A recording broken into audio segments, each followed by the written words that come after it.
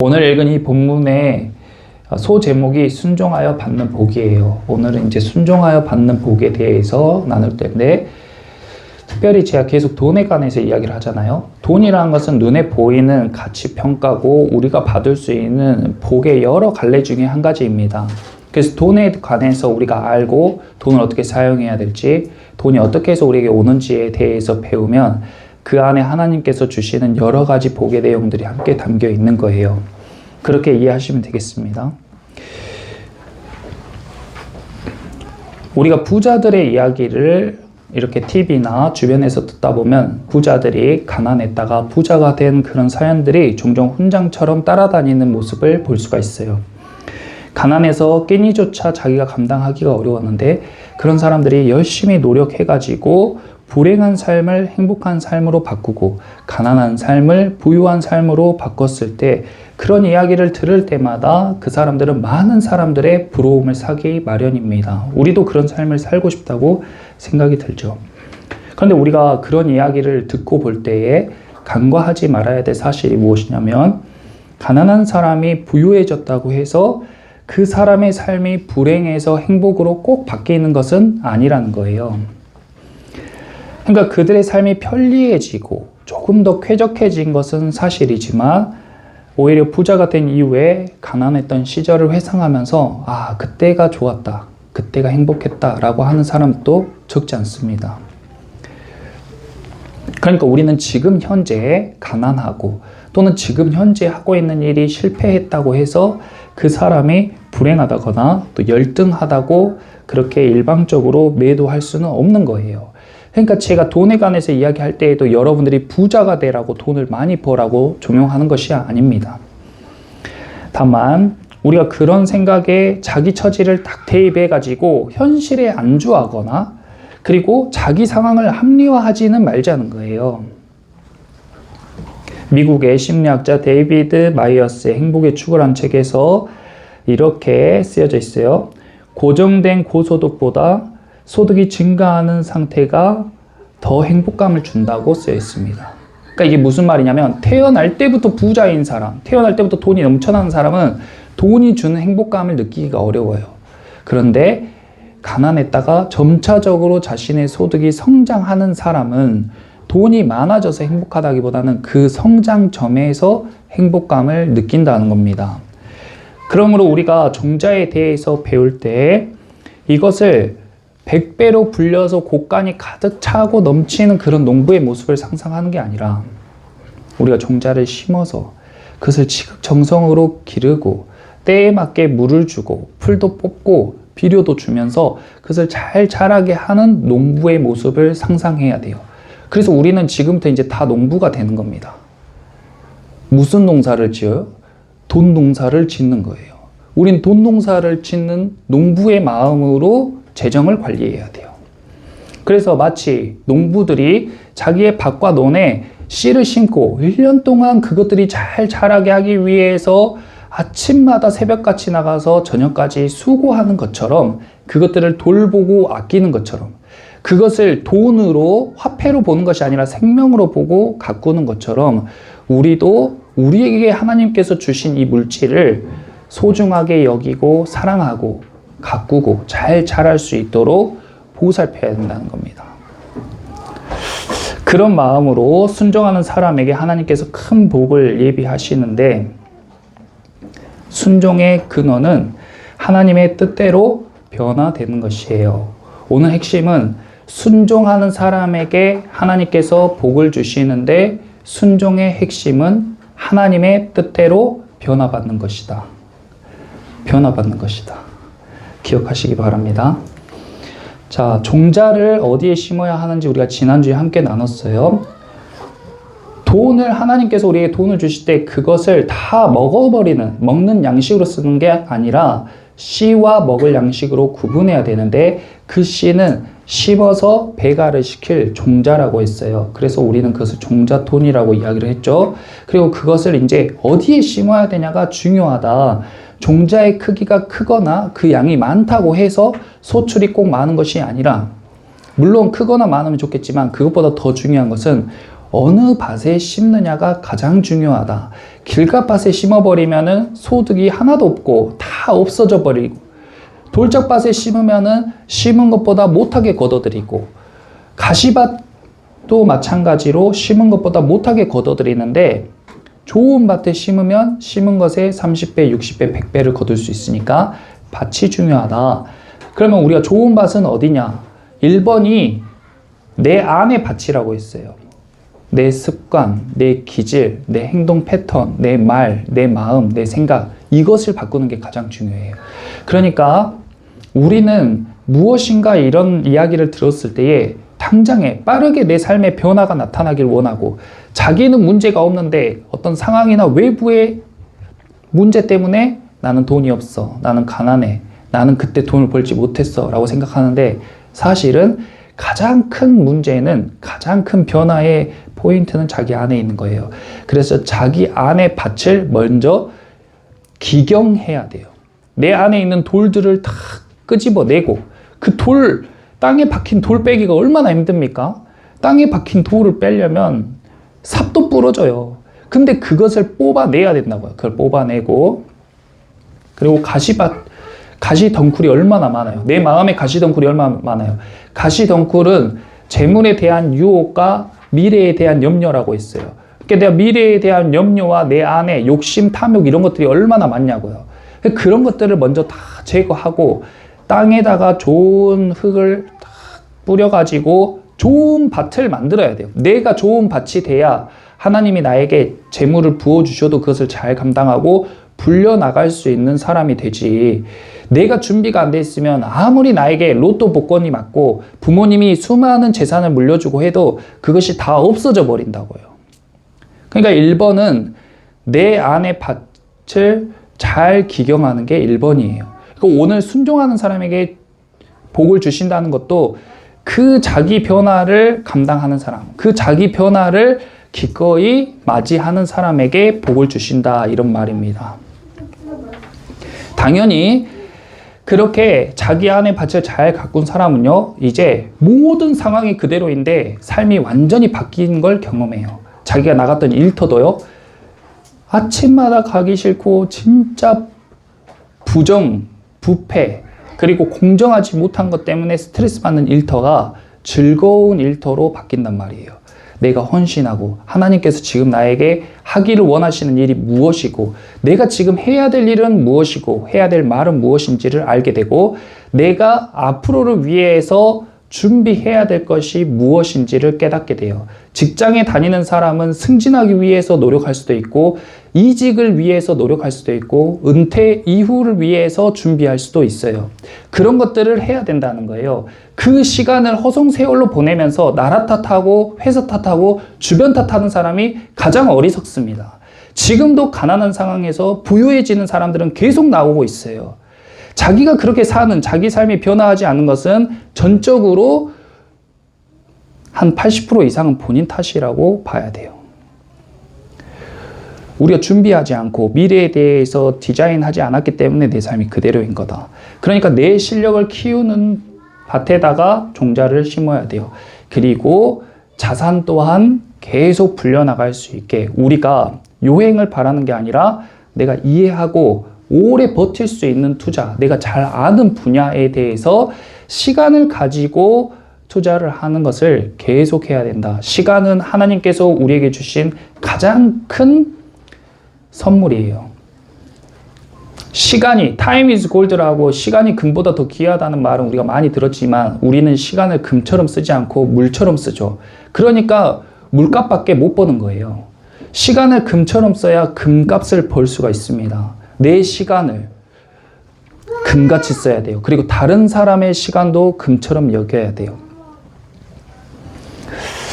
그렇게 좋은 밭에다가 자신이 안 먹고 안 쓰고 모은 그 종잣돈을 좋은 밭에다가 심어야 우리의 미래가 바뀌고 하나님께서 주시기 원하시는 그 복을 우리가 온전히 받을 수 있겠다. 이스라엘 백성 이야기를 해볼 텐데,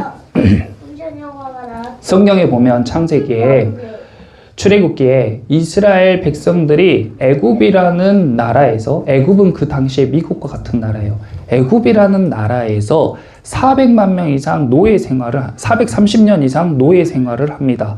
200만 명 이상의 인구가 그 나라에서 노예 생활을 해요. 근데 노예나 종이라고 하니까 무슨 아주 인간 취급을 못 받는 그런 종이나 하인이 아니에요. 지금 이 시대에 대기업에서 일하는 직원들이랑 같은 거예요. 애굽이라는 나라에서 일을 해서 먹고 사는 것은 굉장히 그렇게 불행하지 않았습니다.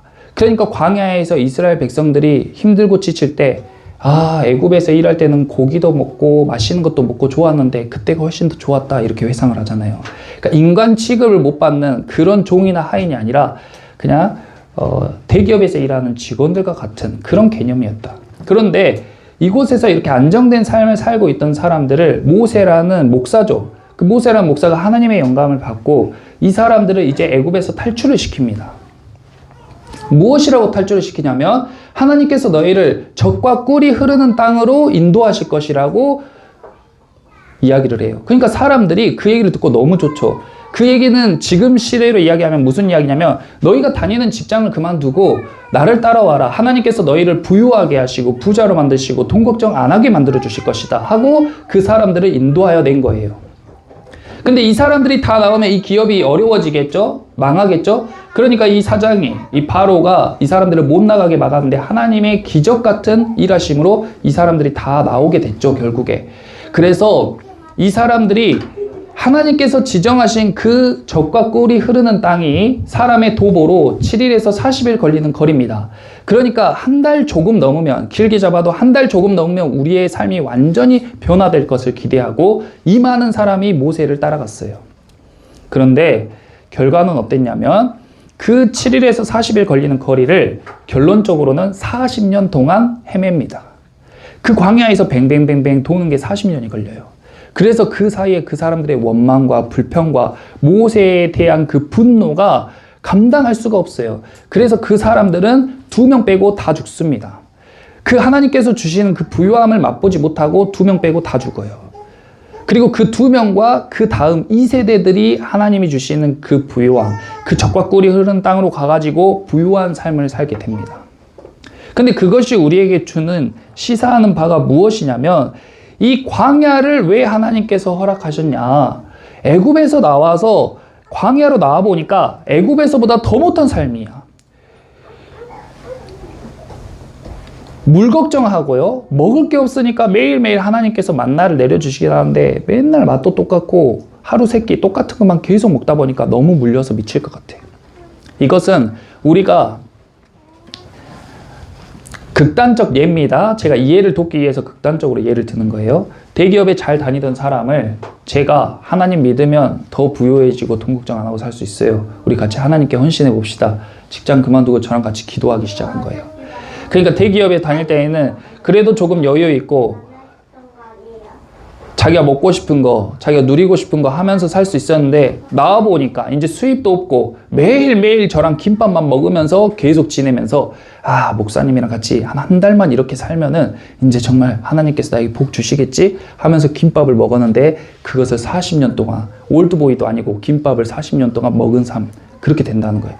그러면서 하나님은 40년 동안 나를 이렇게 광야에서 고생시키려고 나를 이렇게 인도했나? 모세를 죽일 듯하고 모세 때문에 인생 꼬였네. 교회에 전도 와서 목사님 말 들었다가 인생 망쳤네. 그러면서 자기 인생을 다 허비한 사람들. 근데 성경에 무엇이라고 말하냐면요. 그 사람들의 마음 가운데에 원망과 불평과 불만이 계속 되니까 그걸 바꾸려고 광야를 허락하신 건데 그 사람의 내면을 변화시키려고 광야를 허락하신 건데 만약에 그 사람들이 한 달 만에 딱 바뀌었다면 하나님께서 한 달 만에 젖과 꿀이 흐르는 가나안 땅으로 인도하셨을 거예요. 근데 그 사람들이 없어 보니까, 굶어 보니까, 궁핍해 보니까 안에 있던 그 본성이 확 드러나는 거예요. 여기선 가만히 앉아서 제가 뭐 하라고 하든지 다 잘 따라올 것 같은 이 양들 같은 성도분들이 본인들의 삶이 어려워지고 궁핍해지고 하나님의 말씀을 믿었더니 나에게 어려움이 생겼다. 그러면 눈이 팍 째지면서 성난 이리로 변한단 말이에요. 저를 잡아먹을 듯하고 교회를 원망하고 교회를 비난하고 비판하고 이런 사람들로 바뀐다고요. 근데 그게 그 주변의 교회와 목사 책임이 아니라 자기 안에 있는 자기 내면에 그 변화해야 될 부분들이 드러난 것일 뿐이에요. 그러니까 그런 부분들을 자기가 깨닫고 그것이 변해야 된다는 거예요. 광야로 막상 나와보니까 미천도 없고 막막해. 삶이 막막해. 한 달이면 될 줄 알았는데 1년, 2년 계속돼. 제가 여러분들과 같이 돈에 대한 말씀을 나누는데 한 주 한 주 나눌 때마다 마음이 막 금방금방 하나님 복 주실 것 같지만 우리 삶이 한 주, 두 주에 안 바뀐단 말이에요. 한 달, 두 달 이후에도 안 바뀌어요. 그러니까 사람들이 금방 망각하고 다른 것들로 시선을 돌려. 그러면 안 되고 우리 시선을 계속 하나님께 맡기고 농부의 마음으로 씨를 심었으면은 가을에 최소한 가을에 그것을 거둘 생각으로 계속 그것에 대해서 몰두하고 공부하고 기도하면서 키워나가야 되는 거예요. 키워나가야 돼요. 그것이 순종이에요.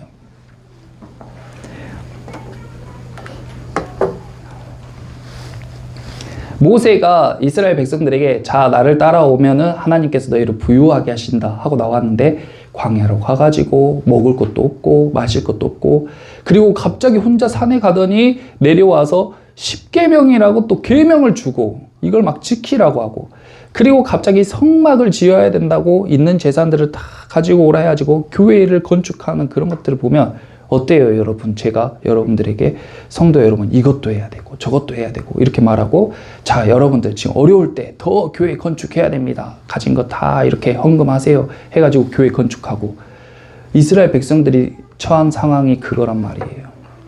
이 사람들에게 미래가 안 보이죠. 그리고 하나님이 하신 말씀이 자꾸 거짓말 같죠. 젖과 꿀이 흐르는 땅 같은 건 없는 것 같잖아요. 자기들이 부유해진다는 건 상상할 수가 없잖아요. 그러니까 그것이 믿음으로 나아가는 삶이에요. 하루하루 그렇게 믿음으로 나아가는 거예요. 그런데요, 사람들은, 이스라엘 백성들은 몰랐어요. 그 1세대의 사람들은 40년 방황하면서 몰랐다고요. 뭘 몰랐어요? 자기들이 한 걸음만 앞으로 가면, 자기들 눈앞에 있는 그 땅으로 한 발자국만 나아가면은 자기의 눈앞에 젖과 꿀이 흐르는 땅이 예비되어 있다는 사실을 몰랐어요. 근데 하나님께서 예를 들어서 여기가 이렇게 딱 요단강이 있죠. 여기 가나안 땅이에요. 이 광야에서 한 발자국만 이렇게 넘어가면 여기가 젖과 꿀이 흐르는 땅이에요. 근데 하나님께서 계속 이 코앞에서 유턴을 시키는 거예요.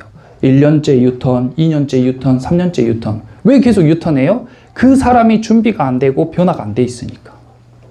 그래서 하나님의 큰 그림에는 그게 다 있는데 이 이스라엘 백성들은 그것을 감당을 못하는 거예요. 그러니까 계속 유턴.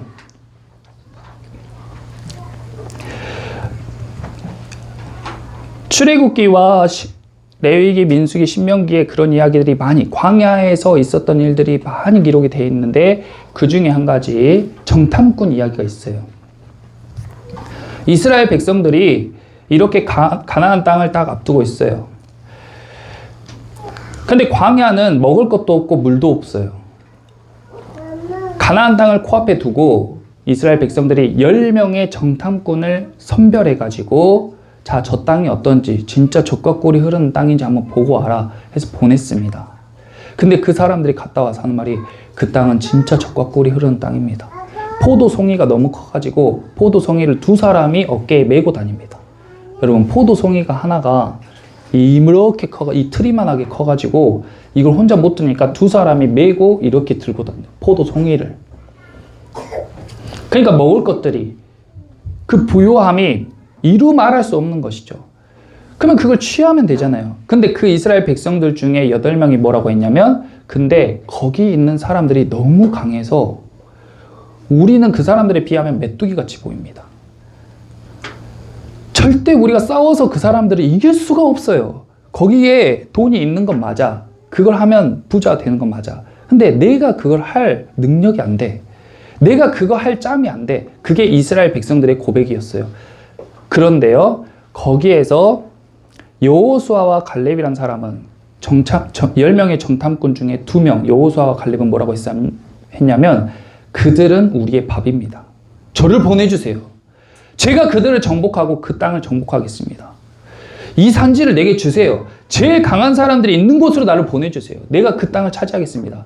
그 두 사람만 1세대 중에 가나안 땅을 밟았어요. 그 두 사람만 1세대 중에 그 하나님의 부요하심을 경험했어요. 우리 삶도 마찬가지예요. 우리 삶도 우리는 평범함과 비범함이 공존해 있어요. 저는 여러분 안에 있는 그런 비범함이 다 있다고 생각합니다. 왜냐하면 하나님이 우리를 창조하실 때 우리를 평범하게 만드시지 않았기 때문에. 근데 우리는 스스로요, 우리 눈에 보이는 것들, 우리의 생각이 나를 딱 재단해가지고, 아, 나는 안 돼. 저거는 하면 좋지. 근데 난 할 수 없어. 이렇게 딱 우리가 우리의 틀을 가둬버려요. 그래서 계속 우리를 그 하나님의 그 복에서 유턴. 교회에 나오고 매주 예배를 드리고 하나님께 기도를 해도 결정적인 순간에 맨날 유턴이에요. 그러니까 거기로 가질 못해요. 그것이 순종이라고요. 뭔 말하면 그냥 네네 하고 다 듣는 그런 게 순종이 아니고, 그것도 물론 순종이지만 진짜 순종은 하나님께서 나에게 가라고 하신 그 땅에, 그곳에 사는 사람들이 얼마나 강해 보일지라도 하나님이 가라고 하면은 하나님 믿고 가는 거예요. 다윗처럼 가는 거예요. 아무것도 없어도 가는 거예요. 짱돌 하나 들고 그 짱돌로 하나님이 나를 이기게 하실 거다 하고 가는 거예요. 그렇게 했을 때, 그런 순종을 했을 때에 하나님께서 복을 주신다고 약속하신 것입니다. 내가 어떤 회사를 다니든 어떤 사업을 하든 내가 어떤 일을 하든지 간에, 붕어빵을 팔든 폐지를 줍든 어떤 일을 하든지 간에 하나님께서 그 일에 함께 하시면 그 일이 비범해질 줄 믿습니다. 그것이 믿음이에요. 진짜로 그런 거예요. 우리가 어디에 있든 어떤 상황에 처했든 나의 종잣돈이 크든 작든 많든 적든 그게 중요한 게 아니에요. 정말로 저는 2026년에 우리 성도 여러분들과 함께 그런 하나님의 일하심을 우리가 보고, 우리를 보는 사람들이 하나님을 경험하고, 그래서 그 사람들도 제발 돈 때문에 눈물 흘리고 힘들어하고 고통받는 일 없도록 우리가 그런 사명을 위해서 이 일을 해보자고요. 그냥 내가 돈을 많이 벌어서 남들한테 자랑하고 좋은 차 타고 좋은 집 살고 편안하게 안정감 있게 살 목적 말고 진짜로 하나님이 살아 계시다는 것을 우리가 목도하기 위해서, 그래서 우리가 가장 먼저 해야 될 게 뭐냐면 변화하는 거예요. 26년에 많이 변하시기를 축복합니다. 변해야 돼요. 저도 많이 변했거든요. 내가 변하면 세상이 다 달라져요. 내가 놓지 못하는, 나는 원래 이래, 난 태어날 때부터 이렇게 생겼어, 우리 집안은 다 이래 하고 내가 붙잡는 것들이 있어요. 그걸 놔야 돼요. 그걸 놔야 된다고요. 우리는 우리 아버지 어머니 형상이 아니라 하나님 형상이에요. 그러니까 나의 기질, 나의 습관, 나의 성품, 그 안 좋은 습관들을 내려놓고 나는 하나님을 닮아가야 돼. 예수님을 닮아가야 돼요. 성공을 꿈꾼다면 철저한 자기평가가 있어야 돼요. 내가 형편없는 사람이라는 거, 내가 엉망진창이라는 거, 내가 부족함이 많다는 것을 진짜 솔직히 인정을 하고 그것을 고치려는 자세까지가 겸손이에요.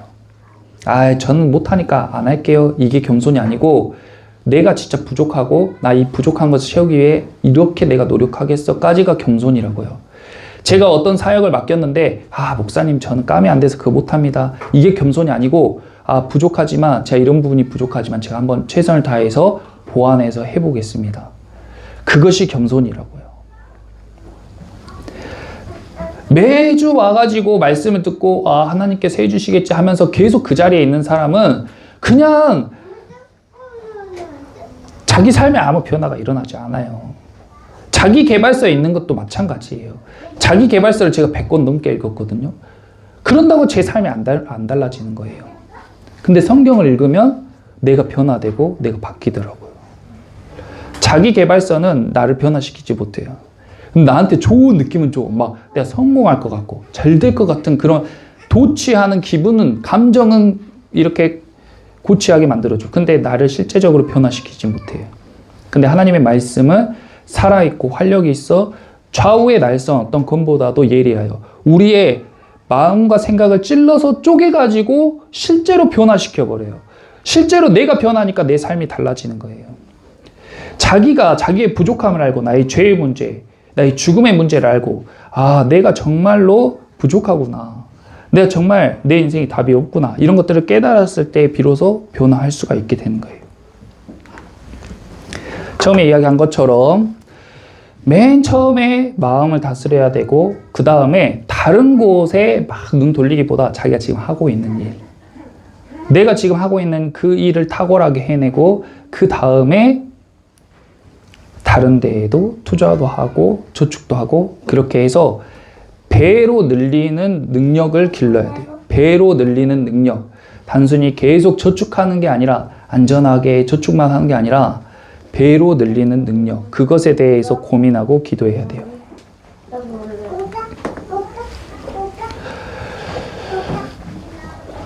주역이라는 책이 있어요. 중국 주나라 시대에 만들어진 책인데 세상의 이치에 관해서 쓰여진 책이죠. 여기 계사전이라는 책에 보면 계사전은 철학에 관해서 담아진 책인데 그 주역 계사전에 보면 유명한 궁즉변, 변즉통, 통즉구라는 말이 있어요.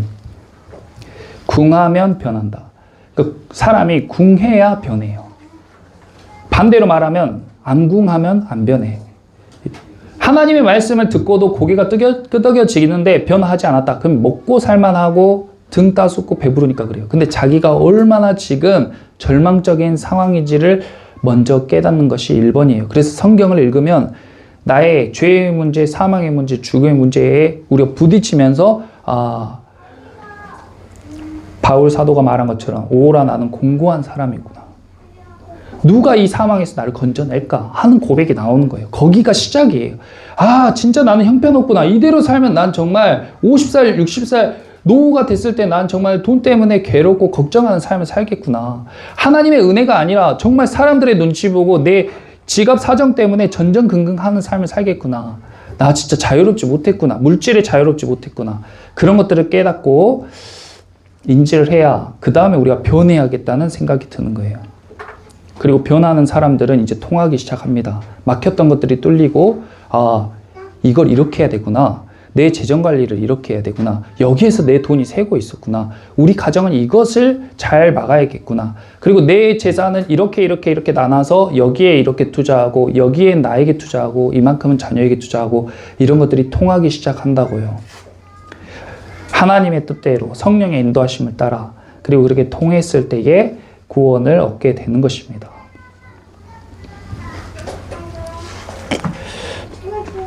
믿음이라는 것은 추상적인 게 아니에요. 믿음은 추상적인 게 아니에요.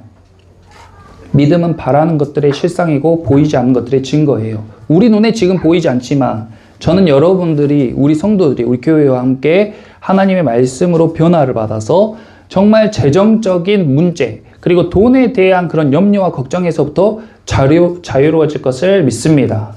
그렇게 돼서 그것을 사람들에게 전하는 거예요. 돈 때문에 고통받고 돈 때문에 힘들어하고 돈 때문에 전전긍긍하는 사람들에게 그것을 전하는 거예요. 그리고 그 늪에서 그 사람들을 건져내 주는 거예요. 보이지 않는 것들의 바라는 것들의 실상, 보이지 않는 것들의 증거. 그러니까 믿음이라는 것은 이런 결단이나 실행이 없이는 가짜예요. 예수님을 믿습니다 하는데 아무 결단이나 실행이 없다? 가짜예요. 우리의 믿음의 결국은 예수님과 같이 십자가에 가서 못이 박히는 겁니다. 내가 죽는 거예요. 그냥 말로만 제가 죽을게요가 아니라 진짜로 여기에 못이 박혀 죽는 거라고요. 거기까지 가는 게 우리의 믿음이에요. 그 가는 여정 가운데에 우리가 변화되고 실행하고 결단해야 될 것들이 있다는 겁니다. 올해 26년 표가 하나님을 위해 위대한 꿈을 꾸자입니다. 같이 한번 따라서 해주세요. 하나님을 위해 위대한 꿈을 꾸자. 내 배 채우려고, 내 배 부르려고 주복 앞에 미칠 정도로 멋진 복음이 하나님을 위해 위대한 꿈을 꾸자로 바뀌었어요. 제가 기도할 때 내 자랑이나 내 안정이나 나의 탐욕이나 욕심으로 부유하게 되는 게 아니라 또한 위대한 일을 하는 것이 아니라 하나님을 위해서 정말 해보자. 그것이 우리의 신앙의 모습이 될 수 있도록 하나님을 위해 찬양도 해보고, 하나님을 위해 드럼도 쳐보고, 하나님을 위해 예배도 진짜 멋지게 드려보고, 하나님을 위해 직장에서도 진짜 열심히 일해보고, 돈을 많이 주는 직장이 아니더라도 진짜 돈 주는 거 10배, 100배 일해보자. 하나님을 위해 내가 그렇게 해보자.